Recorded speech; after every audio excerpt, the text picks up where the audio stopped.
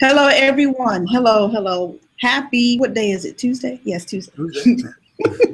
Happy Tuesday to everybody. It's Alice Fuller.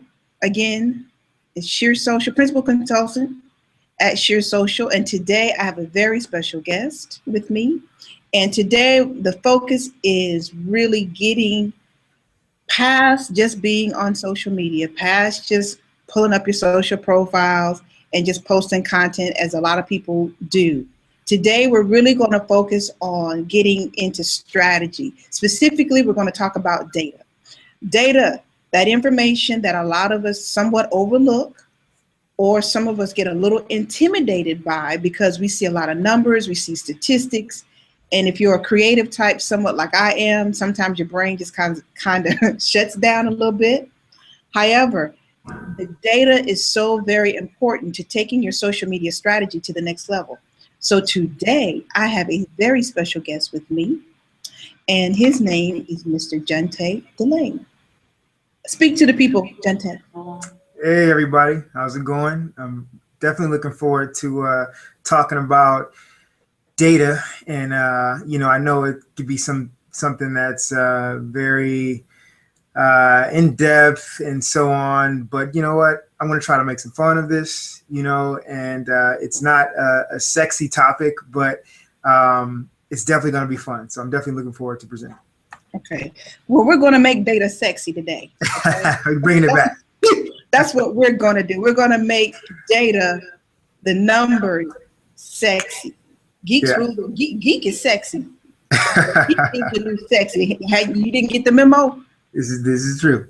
Absolutely. There you go. Okay, so yeah, we're really going to make it fun. Mm-hmm. We're going to learn, and we're going to get something that you can actually do when this webinar is over. You roll the credits and fade to black. We want you to be able to take this information today and literally use it to grow your business, to really get some measurable results from your social media efforts. So the setup is going to be, Juntae has a great presentation that he's going to share, and we're just going to talk. I'm going to ask questions, and if you have questions, feel free to ask them, and we'll be sure to try to answer them either as we go or afterwards, because it's going to be a jam-packed session today, so be prepared to take some notes. For some of you, I know you'll catch the replay, which is cool too, but for those of you that are catching it live, this is great. So be sure to get some notes, get something to write with. Absolutely. And be sure to focus on what we're doing today. All right. Absolutely. So I'm gonna be quiet now, and Juntae is going to take over. He's going to share his presentation, and I'm just going to ask questions. And again, if you have a question, feel free to ask it. If you're watching it on Google+, you can ask the question there, and that would be great. Put it right under the video, and we'll be able to see it. All right? So we're going to go ahead and get started. All right. I appreciate you having me on here, Alice, first and foremost. I'm really excited to be presenting. I have a presentation that I have done before at various conferences and so on, and really I think it's the topic of data is so important today, more so than ever before. I know with my clients, and of course with Alistair clients at Sheer Social, one of the things that we all could be doing, right, is utilizing data better, right? And so there's a buzzword in the marketing industry, big data, right now. Mm-hmm. And the reason why it's so big is because everyone is on devices. Everyone is creating data points, right? Data and content and so on and so forth through their mobile devices, through their online behaviors and so on, right? Mm-hmm. But how can we utilize that data to deliver highly relevant communications, right? How can we utilize that data to really address some of our customers' concerns, their pain points, so on and so forth, so that we can deliver the right message to them? So This is essentially what this presentation is about. Now I'm going to go ahead and share my screen here. Before you jump into that, tell us a little bit about you. Now we can see that you can, for those of us who are not hooked on finance, that you're a digital marketing consultant. But what's also special about that is, and I know you're going to go into this a little bit. Yeah. But tell us a little bit about yourself and what you do. Awesome. All right. Well, you know what? How about I set a backdrop, and let me share this here, and it'll give you some visuals to go along with my story about myself, right? Okay. So first and foremost, just to recap what you were saying, Alice, essentially with this presentation in our dialogue, we want to talk about different ways to collect social data, right? And then also establish an action plan for leveraging the social data, especially if you have a limited budget, right? So we all may not be Fortune 100 companies. We may not all have the budgets that allow for a very robust data analysis team, but I'm going to give you guys some action plan along with some free tools as well to leverage that social data. And then also I have a couple of case studies as well that my team and I have built for the University of Southern California. And so again, to talk a little bit more about myself and my background, I am the digital brand manager for the University of Southern California. So essentially I'm tasked with expanding the digital footprint for the university. And I specifically work with the admissions department, financial aid, orientation, and registration, right? Now in my former lives, I've worked with various brands across various industries. I remember my first marketing gig was essentially passing out pizza coupons at the University of California, Berkeley, where I would go up to local businesses and ask them to see if they wanted to have increased traffic in their stores. And I was able to create a team of fellow classmates and fraternity brothers that were go out and pass out these coupon books around campus and special events and things like that. Well, I was able to parlay that into an agency model where I essentially helped a lot of small and medium-sized businesses in the local area, right? And so I also had a startup, caught the startup bug, where I created a couple niche online entertainment communities, and that was pre-Facebook, right? And then Facebook happened. And essentially it happened. Yes, Facebook happened. Let me stop sharing. So I want you guys to see so we can dialogue. So, and then Facebook happened, of course. And so we really couldn't beat them. So we had to join them. And so,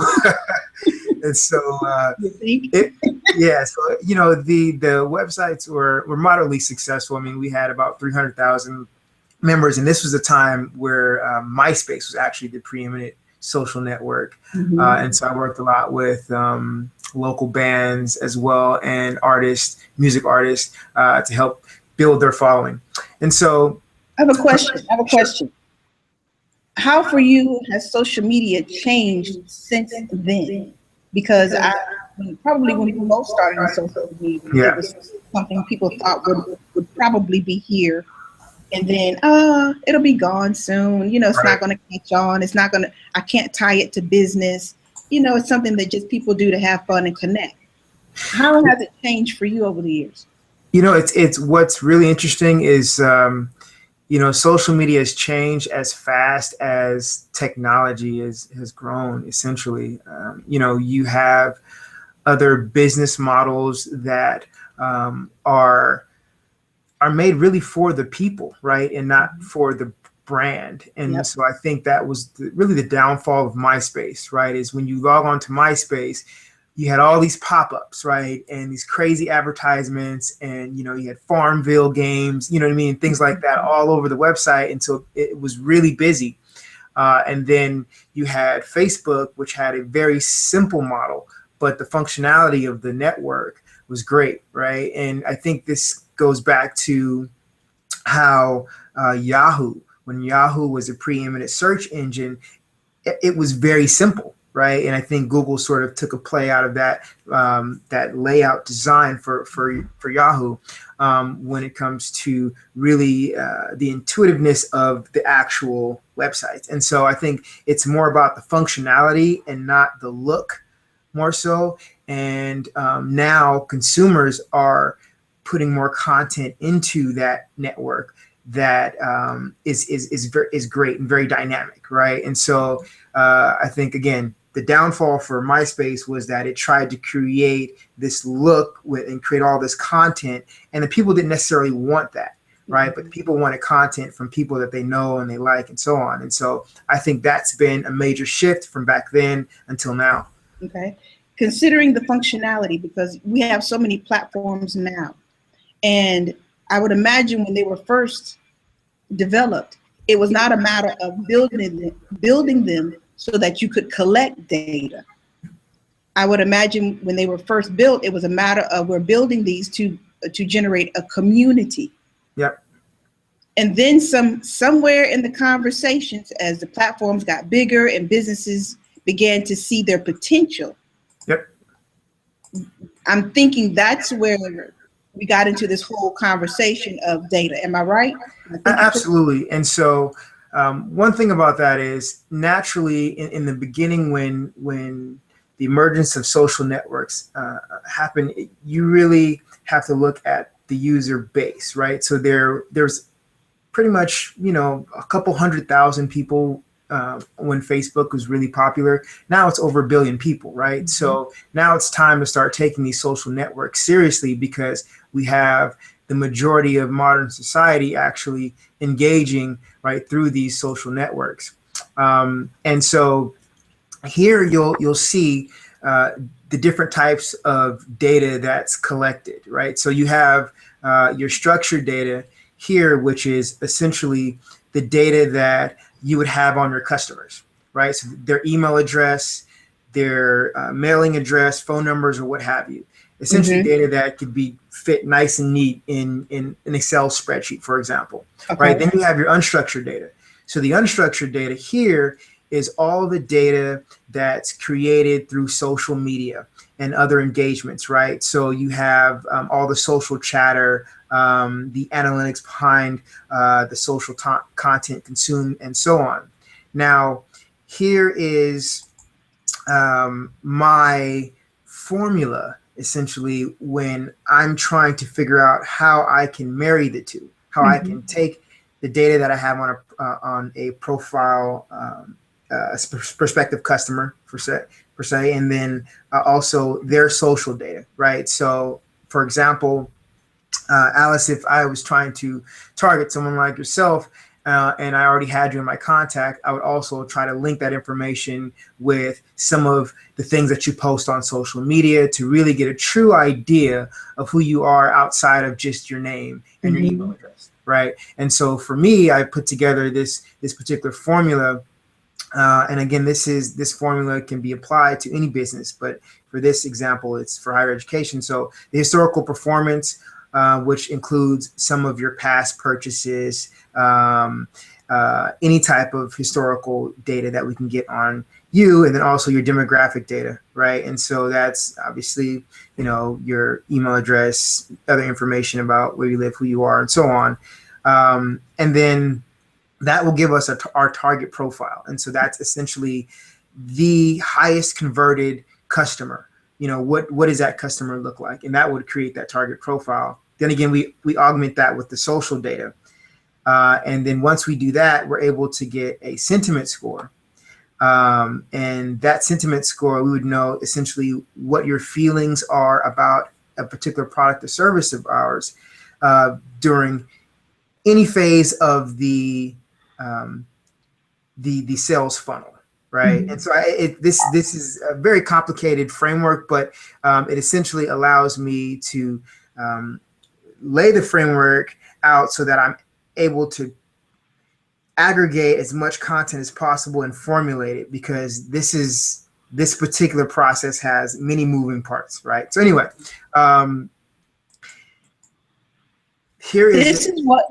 that's getting back to your equation there. Is that what's often created when, in marketing, you hear about personas a lot. Yep.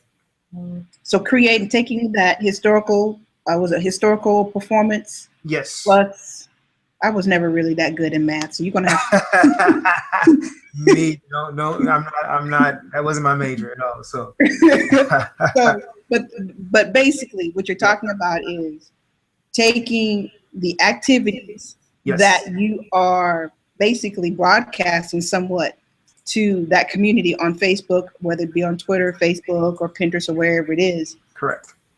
And that plus the demographic, your age, your location, and things of that nature, then you can kind of generate something that's a persona of what you think Alice Fuller is, right? Correct. Absolutely. Absolutely. And so, that's essentially the main reason why you should consider collecting social data, is so that we can create content that's specifically targeted and specifically relevant to you.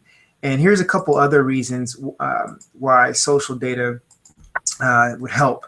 It essentially will help you find out what customers are saying about your business, right? And so, again, as business owners, as marketers, sometimes we get caught with our head down and we are in the weeds, but we're not really getting an understanding of what our customers are saying about our business and so on. I think that if we tap into social data, we'll be able to get a true sentiment, right, of what consumers are saying. It'll also help you join the conversations, right? And so, in this particular case, what we do at USC is we try to listen proactively to make sure that our target audience isn't misinformed, right? And so if while we conduct social listening and we find someone saying something about our university, we want to make sure that we jump into the conversation and point them in the right direction so they can find their answer. And then also, probably the most overlooked thing about social data is that it'll allow you to better collaborate with your organization and also reshape your business processes, right? So I'm a firm believer that what happens offline will eventually show up online. So if you have an engagement or interaction with a prospective customer or client, and it didn't go over so well, they may send a tweet about that experience, right? And so you'll be able to pick up on some of those things, right? So again, those are different ways that social data would help. This guy here, his name is Nate Silver, so he's a statistician, and You can tell. I'm sorry? You can tell. Yeah, this picture, they kind of make him look like a superhero, but he was most known for successfully predicting the 2008-2012 presidential election, right? And so he basically utilized predictive analysis and statistics to help him come to that conclusion. Nate says that social media is one area of business where you don't need to outspend your competitors in order to bear them. And that's true because as long as you're able to adapt a data-driven approach and include strategy behind this approach, then you don't have to be a Fortune 500 company, right, in order to leverage data. And so what you're saying is the playing field has been to a certain extent, because you don't have to have $10,000. Right, exactly. You don't have to spend or budget $5,000 to $7,000 for a research company to come in and do the surveys and do all of this other stuff to get you that kind of rich data that you need to find out what your customers are saying about your business. Absolutely. I mean, it creates, just digital marketing in general creates a level playing field, because no matter what your budget is, you're still able to reach that target audience. And I think a great example of that is Moneyball. And it's actually one of my favorite movies because I think it's the quintessential sort of David and Goliath story where an organization essentially that didn't have any funds to do anything to hire these baseball players. They tapped into data and they tapped into statistical analysis in order to create the best team on essentially a bootstrap budget. Right. And so one of the things that they did when they adopted this data-driven approach, they were able to actually win 20 consecutive games, which set a record in the American League. And also they came in first place in the American League West. I believe this was in like 2002 or 2003.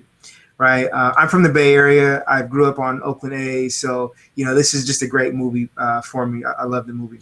Okay, Bay Area. Okay, all right, cool. Yeah, Bay Area. And so, what's interesting is the Boston Red Sox actually adopted the same data-driven approach in 2004, and they actually ended up winning the World Series that year. Mm-hmm. And this is something that didn't happen for like 86 years prior to that, right? So Mm-hmm. essentially, this kind of goes with the model that, if you're able to really tap into your data, regardless of how big your organization is or how big your business is, you're still able to win, right? Mm-hmm. Now, what does this have to do with your organization, right? So Jim Plinkerton said, it's human nature to stick with traditional beliefs even after they outlast any conceivable utility.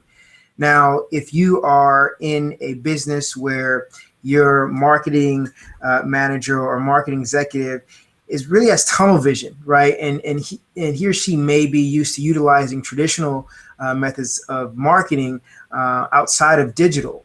And I understand that creating buy-in is probably the biggest concern for many marketing managers across, right? And so usually when I speak at different conferences, I come across marketing managers that always repeat this. They say, Juntae, I'm having an issue creating this buy-in. All your ideas are great, but how can I implement it in my organization because I don't have the support, right? And so one of the ways that I got some buy-in is by utilizing images like this. And this image here is great because it essentially shows how social media and how digital marketing is changing the way in which we communicate and we're productive, right? Yeah. And I would even suggest doing some things like putting this image in your internal email signature, right? So people can, your senior managers can see exactly the importance. And this is actually one of the things that I did as well, sort of as like a running joke, right?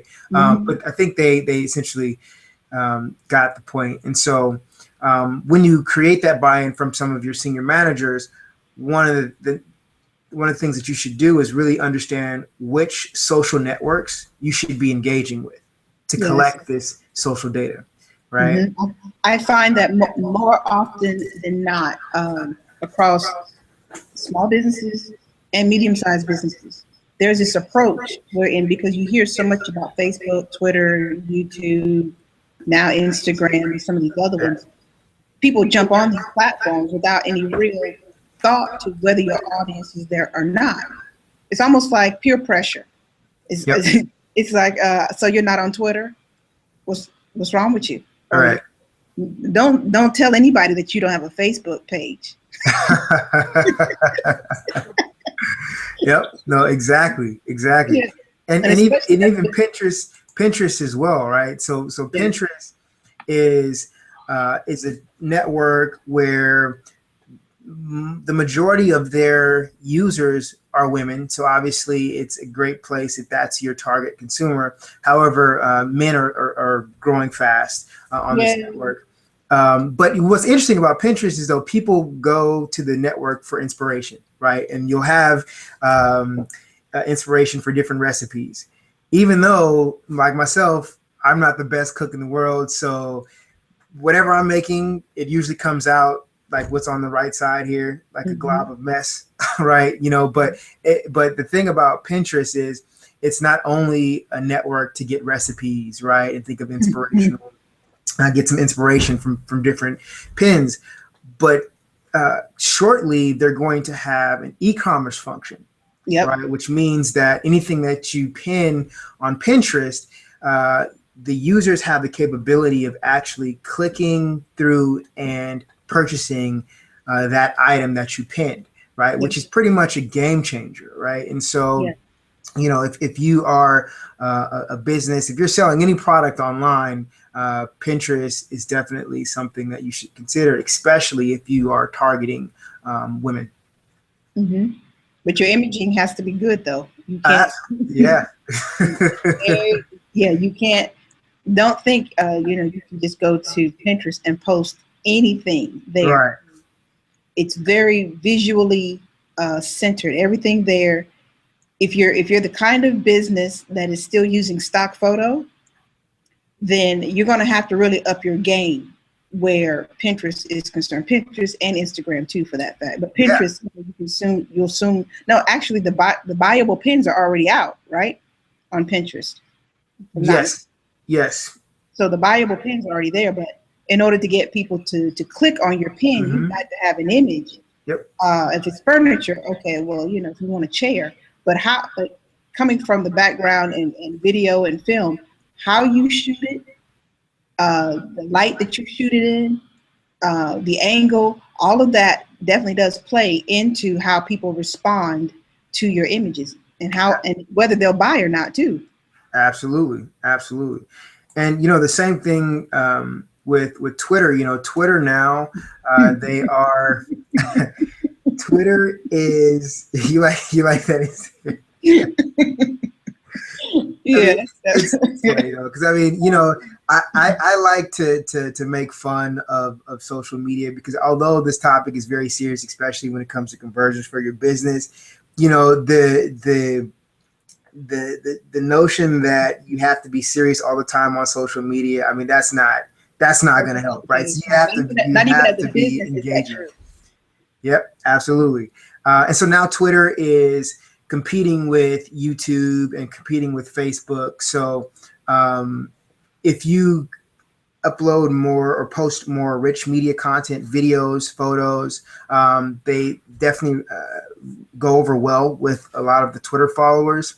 And I think one of the most underutilized Twitter functions is actually Twitter search. Oh, indeed. That advanced search is a weapon. Absolutely. Yeah, absolutely. And so, what we do here at USC, if we have any admissions counselors that are going out on the road and doing presentations about the university, we can create a report based on chatter in a particular geographic area, Twitter chatter, right? So that can sort of inform them inform their presentation.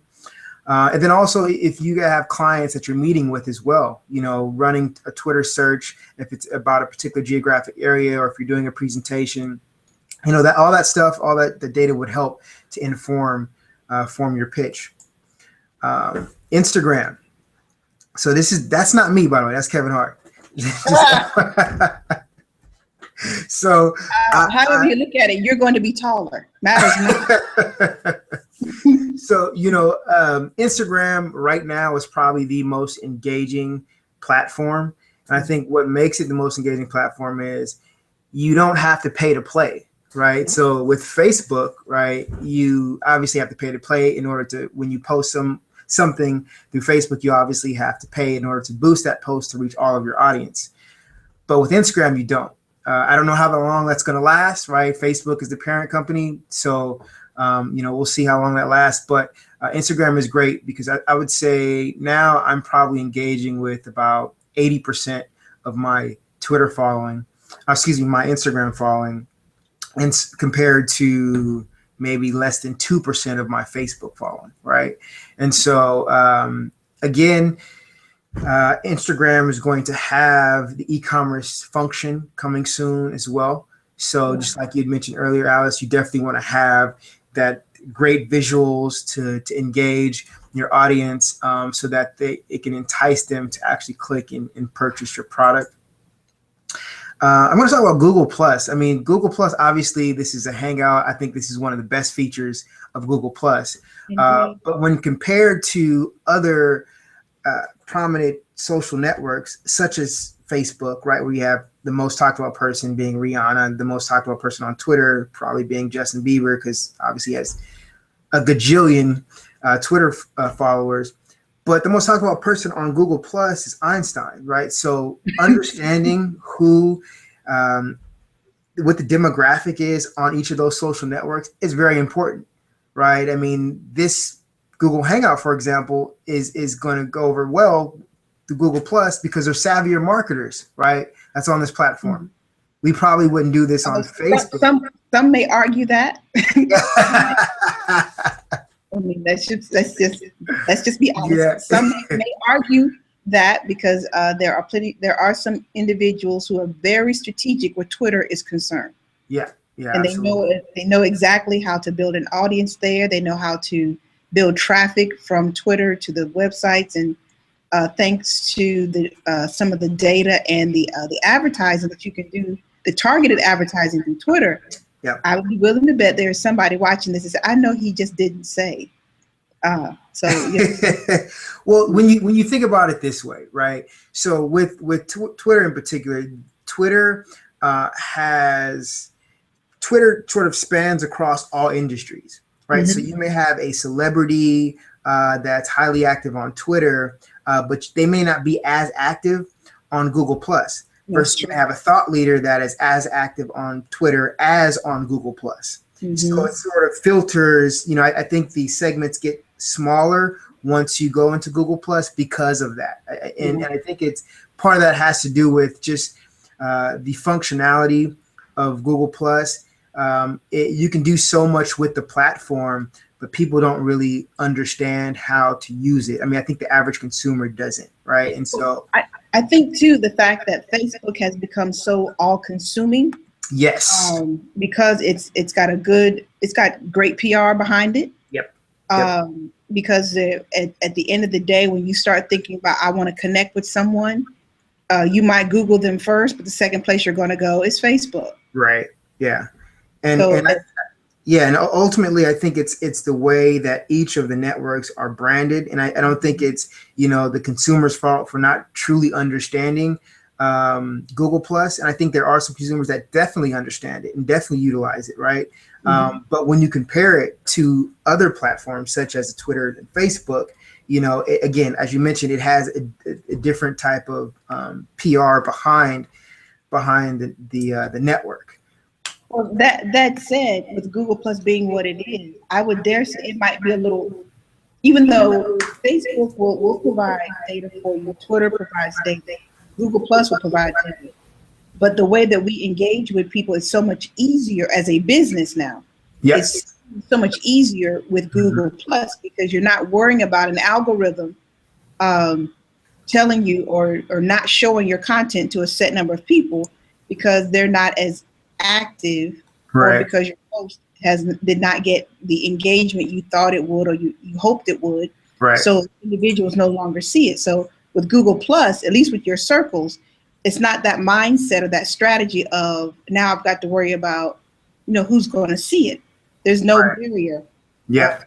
With Google Plus. Yep, absolutely. And with the circles, right, that you're able to put your different segments in, it's great. And that's one thing that I like about it. Now, I know there's rumors that Google may be breaking down the network, and they may have some type of news feed and then a photo feed or something like that. Well, they've got the collections, they've got the photo stream, but I think for the average user, it still feels like the regular Google Plus. Mm-hmm. So you don't feel like, like Facebook. It's like, now I got to learn this whole new design at this point. You don't get that feeling necessarily with Google Plus. And not to mention too, if I'm not mistaken, Twitter is my baby. That's my social platform. Yeah. But with Google Plus, you still get to see there is an analytical that lets you know how well your posts are doing. I forgot what it used to be called ripples or something of that nature. And within that platform, you can literally see, I shared this post and 12 people shared it. Then, 24 people shared it from that 12. So that can get you a lot of great information too about how popular your content is within that particular circle. Absolutely.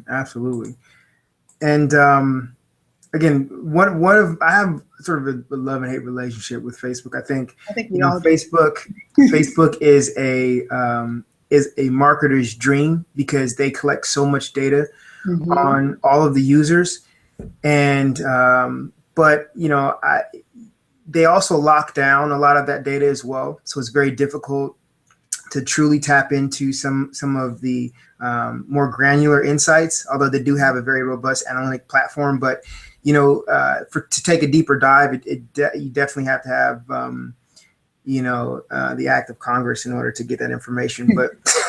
But and also you may find this true as well. Like just dealing with different clients, Alice. You may come across clients that have spent so much time building their Facebook profile, but they don't have the budget to reach, right, their audience that they've spent so much time trying to build, right? And so, I come across that all the time as well, and it's a bummer because, I have come across clients that have all these following, but they can't afford to boost every single post and so on. So there's how to boost strategically, when to boost, when not to boost, and when to literally, when's the best time to do an ad versus to boost a post. Yeah, Because absolutely. it depends on the results you're trying to get. I think a lot of people don't seem to realize that boosting a post is low-hanging fruit. And Facebook makes it really, really easy to do, and it's almost like it's like gambling. It's like, I'm gonna spend $5. $5 isn't a lot of money, but if you spend $5 every post to reach, however many people it will tell you it will reach. After a while, you find yourself in this kind of mentality of, I'm gonna spend $5. I'm gonna spend $5 every post, and it's really not necessary. If you're really going to do it, then be a little bit more strategic and just invest in an ad as opposed to using that kind of tool, which is, like I said, it's just really low hanging fruit to get you. Yes, it might get you engagement, which is the best thing for boosting a post. Boosting a post is great for engagement, but when you're trying to use it for business and you're trying to build your email list or you're trying to get web traffic, that's when it's time to literally invest in an ad. Yeah, absolutely. And another thing too, I would add on that is another common misconception that I have with clients is really that they should boost posts that are important to them, right? And so meaning post about a particular product launch or so on and so forth. And that's fine. I think it's something that's good, but don't forget about the successful performing post as well. And I think that, once you find a post that's successful, right, that has a lot of engagement, you want to boost that because it's going to get even more engagement. The way that the Facebook algorithm works is that the more people that engage with your content, the more people would naturally see it. So if you were able to boost an already successful piece of content, you can get 2 to 3 times the level of engagement based on that. I think LinkedIn as well is a pretty interesting network. It's definitely growing, especially on the business end. It's a key social network for B2B and transactions, and so they also have an ad platform that I think is underutilized as well. So if you have a thought leadership piece of content, a white paper, webinar, so on and so forth, you definitely would consider LinkedIn ads as well. Now, overall, the amount of data in general, right, is so vast. I mean, from the beginning of time, when we were cavemen writing on cave walls, right, to 2008, we create that amount of data every 2 days, right? And so, we looked at the different social networks and their capabilities and functionalities.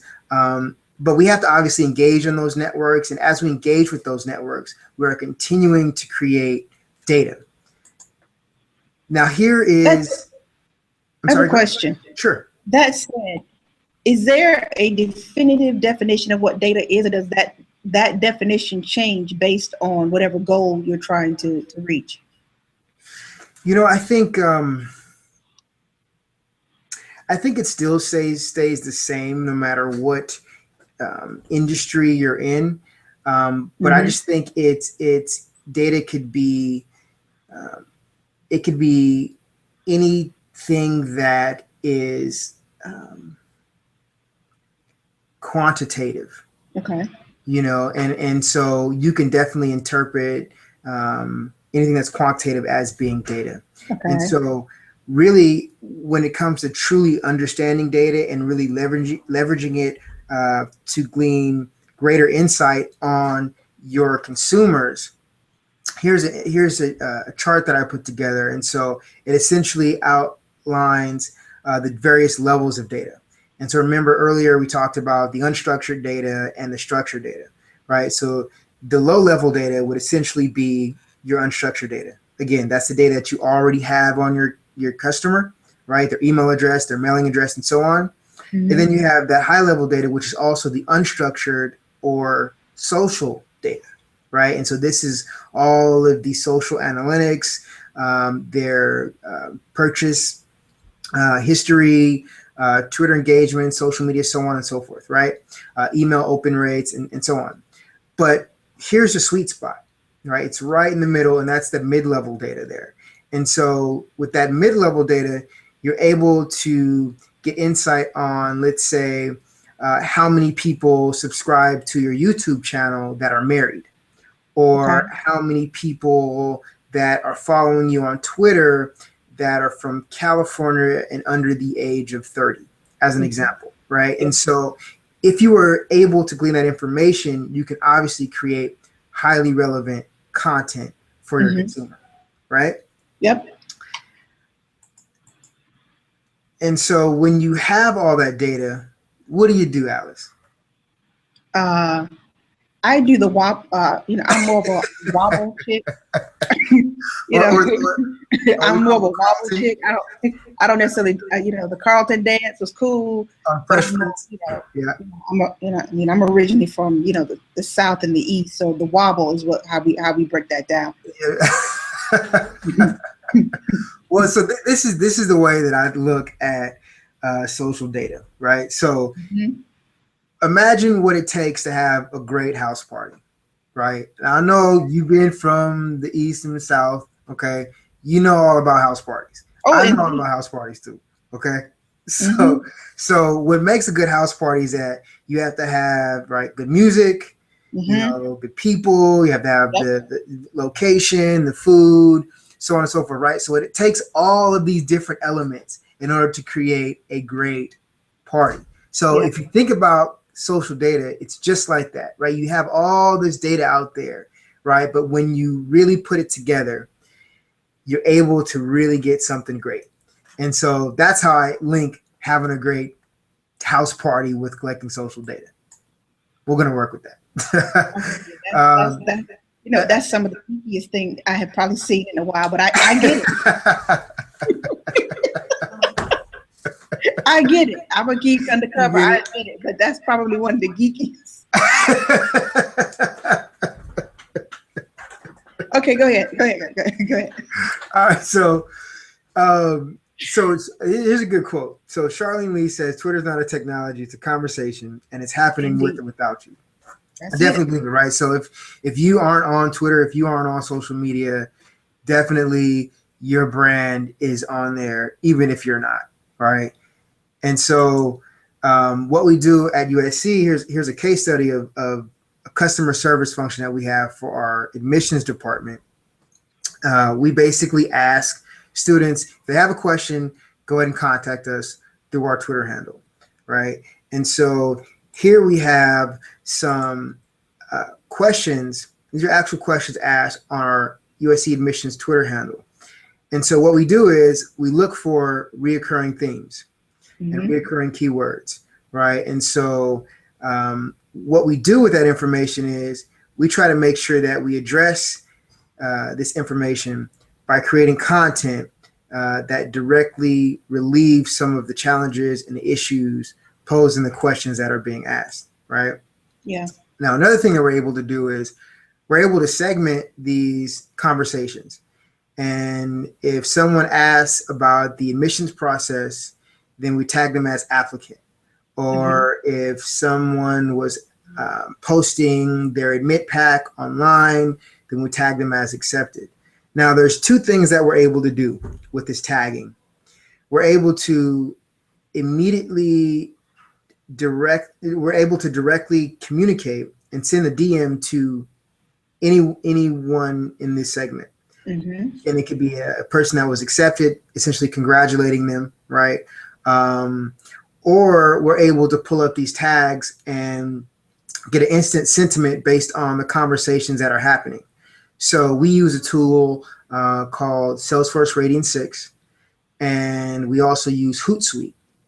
And so when we tag these conversations in these platforms, at any particular time during our admission cycle, we're able to see what the sentiment is for these particular segments, right? So that obviously helps us to shape our communication, right? Yep. And ultimately, that's all in the name of creating content that fills gaps, right? So we noticed that we would send out information, email information, or put information on our website, but we have prospective students calling into our call centers that are asking questions about something we just posted, right? So there's obviously a gap, something is missing there. So we try to create content that fills those gaps. Okay. Here's a quick question for you. Sure. Because you mentioned collecting that data via Radian 6 Systemos? Salesforce. Salesforce. Okay, that's the customer relations management type thing. Right. And Hootsuite. Yep. Now the typical small business owner can wrap their mind around Hootsuite. Yep. Radian 6 is more of an enterprise type level tool. Yes. So for the average small business or solopreneur, entrepreneur, you may not be able to get to that level yet. Right. However, what are some other ways that a small business or medium-sized business can collect that kind of data? You mentioned Hootsuite, but are there some other ways that you know that they have access to that won't cost them an arm and a leg and probably a foot? Well, yeah, maybe a kidney or something, but here's some free tools. Okay. Now, I think that as marketers, most people are utilizing Google Alerts, but I don't think that most people are utilizing them effectively. So obviously Google Alerts is a free tool. You're able to search through Google and then save that search and then get updated alerts to your email box. Mm-hmm. But one thing I would suggest is to create as many Google Alerts as possible. So if you have a new product that's coming out, creating a Google Alert for it. If you're looking for something in particular, obviously create some Google Alert, right? So all of this will create more intel, which will inform your content creation. Now, I also must note that Google Alerts only searches or only gives you alerts through the internet and not on social media, right? Yep. So through the regular website, not on social media. But there are other tools. Simply Measured is one tool that's great. Now, this tool, you're able to get free reports, but they limit you on the number of reports that you're able to get based on your social handles, which means that if you want more reports, obviously you have to have the paid version. But I think when you really want to get an idea or a snapshot of your social media activity on various social networks, Simply Measured is a tool that's free to use. Social Mention is also another free tool. Now this searches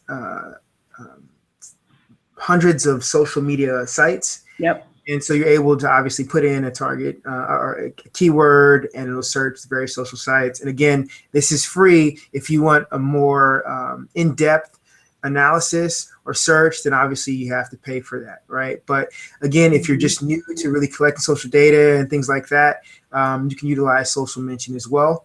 Also, I don't have a slide for this, but BuzzSumo is also another great one. That's BuzzSumo.com. Absolutely, yeah. So that's also another great one as well. Topsy is also a great one. We had mentioned the Twitter search earlier on, how it was probably the most underutilized Twitter function. Mm-hmm. Topsy pulls in all of the Twitter content, and then it allows you to search through links, photos, videos, and things like that on that platform. So again, this is also another great free tool that you're able to utilize as well. Now, just to wrap it up, I think as far as an action plan for creating social data, first thing you want to do, obviously, is to develop content, right? So in order to really increase conversations, you have to develop content for people to engage with, right? Then you want to start engaging with your customers. The more engagements that you have, the more chatter is going to be available, right? So the more chatter that's available, the more insight that you're able to get. Then, of course, analyze that data. I mean, that goes without saying, right? But I think ultimately, you know, as marketers and business owners, we have these dashboards, we have, you know, these reports that we look at, and it may come across our desk. But I mean, do we really sift through everything? Probably not. I mean, we're all busy, right? But I think, you know, a word of advice, obviously, is to really dig into the data, because you could reveal something that you may have overlooked. And then, of course, you want to act on the data. So I mentioned earlier, too, that, you know, when you listen to social media, things that happen offline are going to somehow end up online. So as you listen, you may be able to act on certain things that you find. And so obviously putting that into play is something that's very important.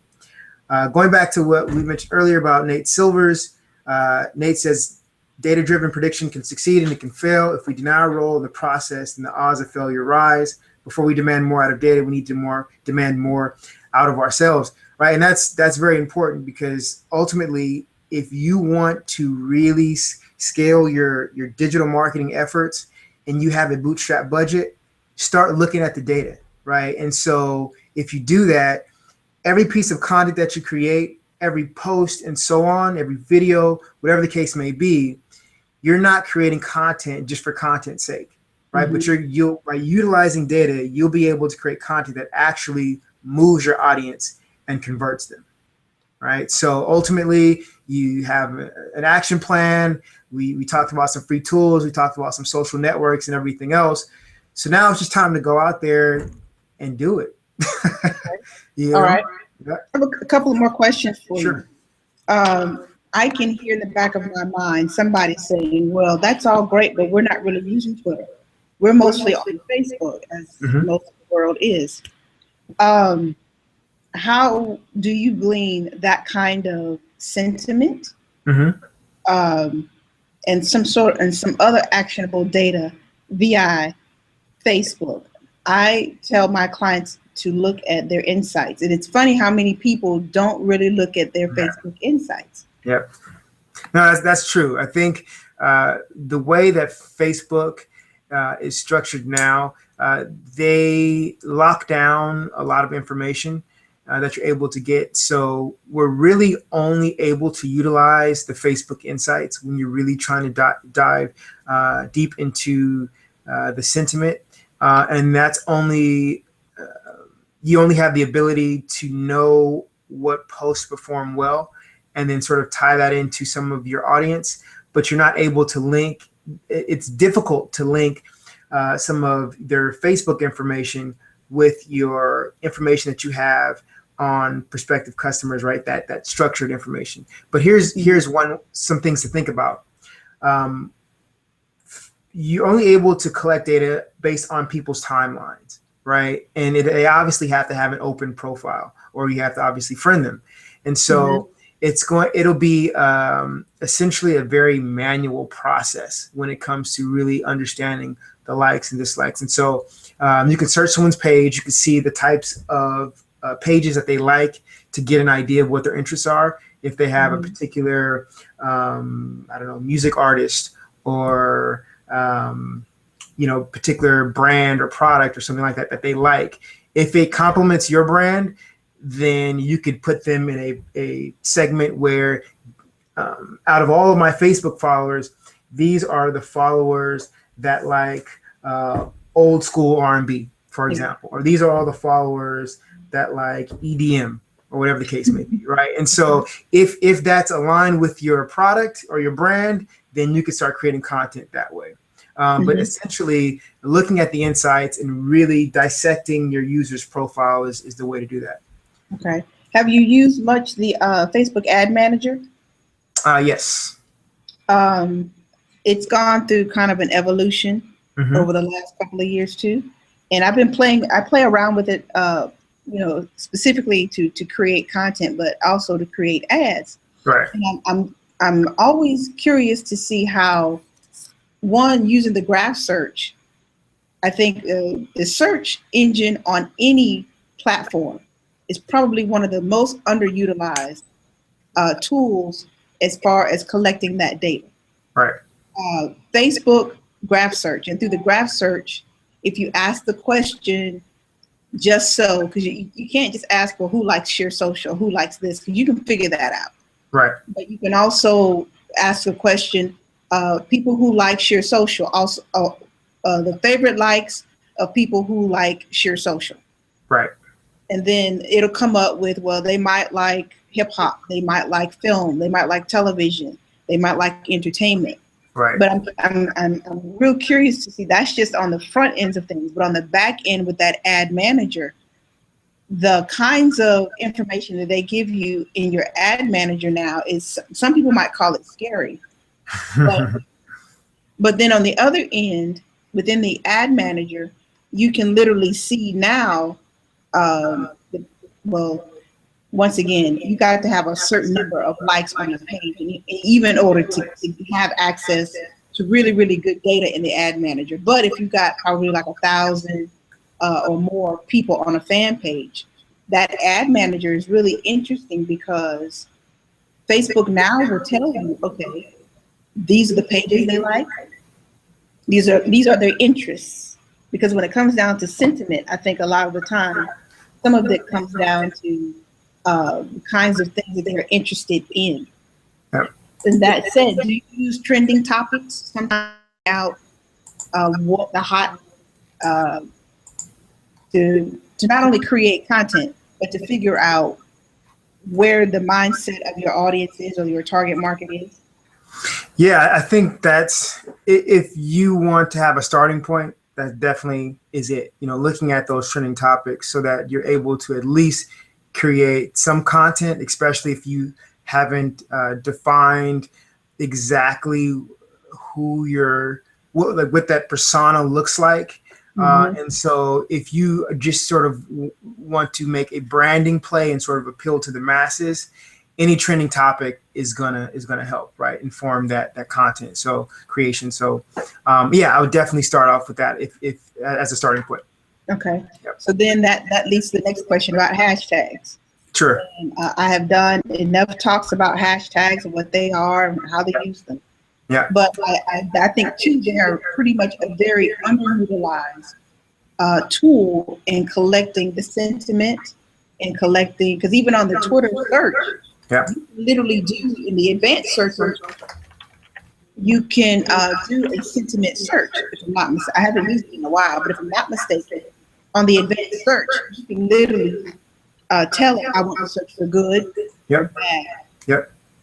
So how else are you using hashtags? We saw it in the example, but with hashtags, I can't really say Facebook is really the best place to do a hashtag search.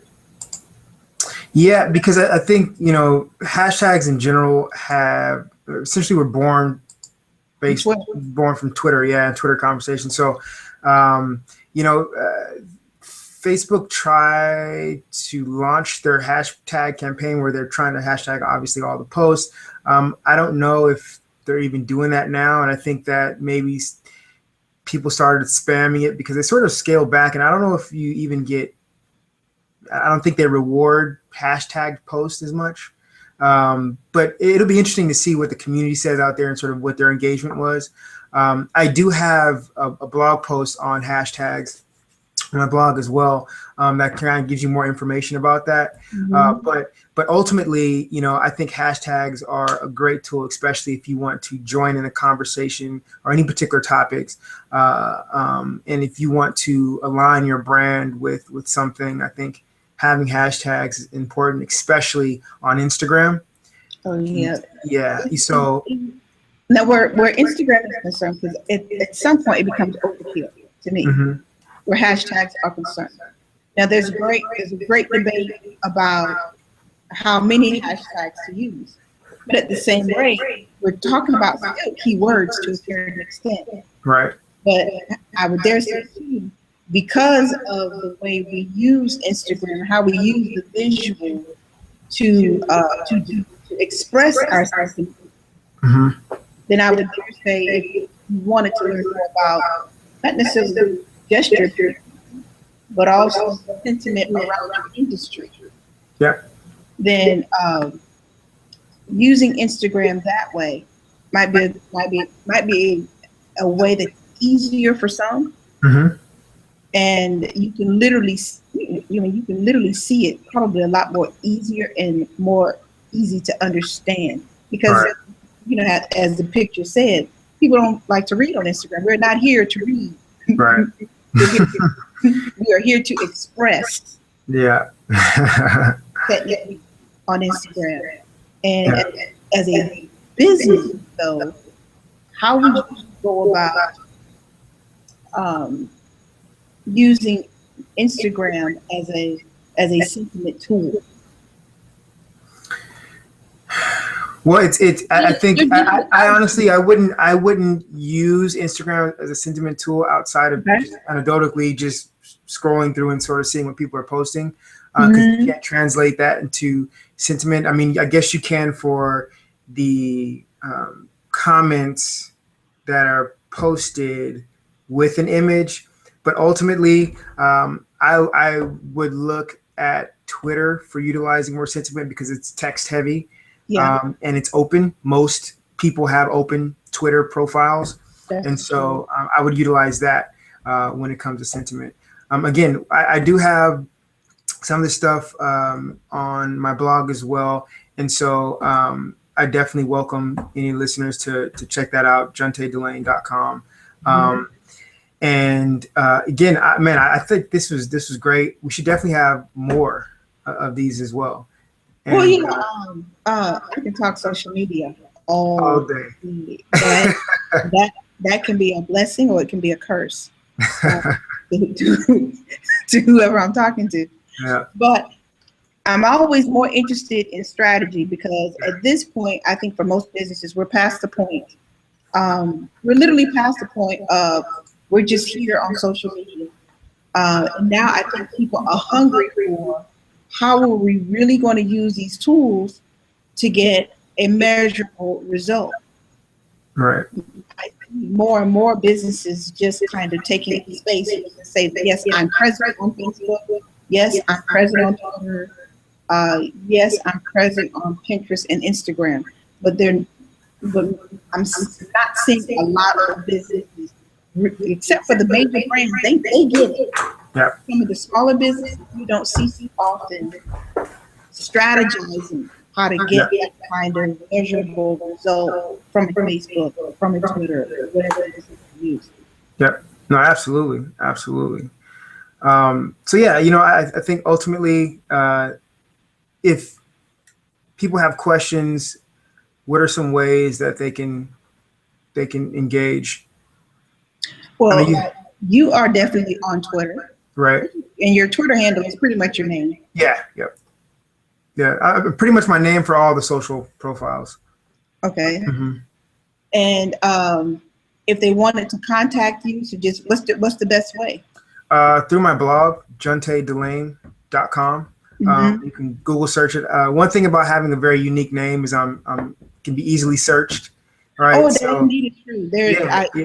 I seriously doubt there's a whole slew of Juntae. No, very few. So if you Google search, you can find me, what I'm doing, so on and so forth. I'll be speaking at Content Marketing World in September of this year, 2015. If you're in the LA area, I'll be on a panel for about beauty in the business. And beauty in the business. Beauty in the business in Los Angeles. And that's pretty much about it. I also have a toolkit, a digital marketing template that I utilize, and I know a lot of people that come to the site also request as well. So if, as an incentive for signing up for my newsletter, you'll be able to get that digital marketing strategy template.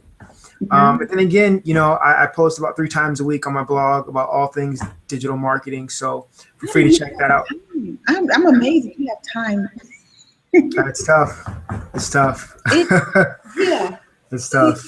It is. But But yeah, I can vouch. I wouldn't have anybody, just talking to my audience. So I can vouch that you've got great tips, great content, very stuff that you can literally leave the blog and do soon as you go to the next page. Yeah. So if you need some advice, I know that there's the back of my mind is saying, yeah, but he's a fellow social media marketer. There's enough room for all of us out here. Not to mention, if they want, we'll just make room. That's it, right there. We'll just make room for us. It's just kind of like actors in Hollywood. Yep. Okay, so we're going to wrap this up, and I thank you. Thank you for taking the time out of your schedule to talk and share your expertise. Yep. And let's pick another topic and explore it again. Data this time is something more fun and absolutely, I hear you. But useful to the masses. Absolutely. Okay. All right. Thank you for having me, Alice. Bye-bye.